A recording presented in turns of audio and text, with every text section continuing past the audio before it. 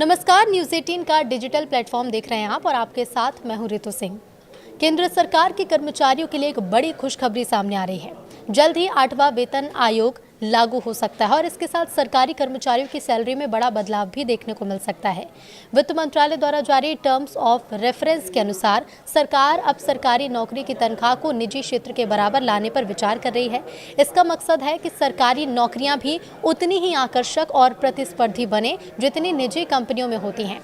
अगर सरकार इन नई सिफारिशों को मंजूरी दे देती है तो कर्मचारियों को निजी कंपनियों जैसा सैलरी स्ट्रक्चर मिल सकता है। इसमें खास जोर कार्यकुशलता, जवाबदेही और जिम्मेदारी पर दिया जाएगा ताकि हर विभाग में उत्पादकता बढ़े और काम को बेहतर नतीजे के रूप में देखा जा सके। आयोग को बड़ी जिम्मेदारी सौंपी गई है। इस आयोग को ऐसा ढांचा तैयार करने की जिम्मेदारी दी गई है जो कुशल और प्रतिभाशाली लोगों को सरकारी क्षेत्र में काम करने के लिए आकर्षित करे। अब सरकार चाहती है कि सरकारी नौकरी को सिर्फ सुरक्षित रोजगार नहीं बल्कि एक ऐसा करियर माना जाए जिसमें तरक्की, अच्छे वेतन और विकास के अवसर हों। वित्त मंत्रालय के निर्देश के मुताबिक आयोग ये मूल्यांकन करेगा कि सरकारी विभाग में काम करने वाले कर्मचारियों के वेतनमान को किस तरह से निजी क्षेत्र के लेवल के करीब लाया जा सकता है, खासकर उन पदों के लिए जहां तकनीकी विशेषज्ञता या स्पेशलाइज्ड नॉलेज की जरूरत होती है। इसका मतलब ये हो सकता है कि आईटी, डेटा एनालिटिक्स, इंजीनियरिंग, विज्ञान और प्रशासन जैसे क्षेत्र के कर्मचारियों की सैलरी में बड़ा इजाफा हो सकता है।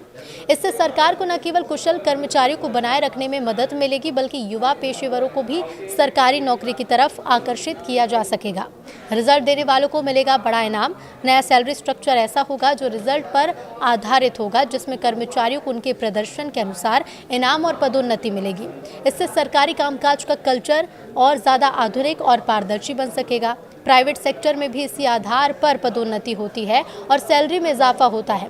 सबसे खास बात यह है कि 8वें वेतन आयोग में परफॉर्मेंस बेस्ड बोनस सिस्टम की सिफारिश की जा सकती है, यानी कि अब हर कर्मचारी को समान वेतन वृद्धि नहीं मिलेगी बल्कि जो कर्मचारी मेहनत करेंगे और इनोवेशन दिखाएंगे उन्हें ज़्यादा मिलने की संभावना होगी। 7वें वेतन आयोग का फोकस सैलरी स्ट्रक्चर को सरल और संतुलित बनाना था, जबकि इस बार 8वां आयोग मेरिट और कंपटीशन पर आधारित ढांचा तैयार करने की दिशा में काम कर रहा है।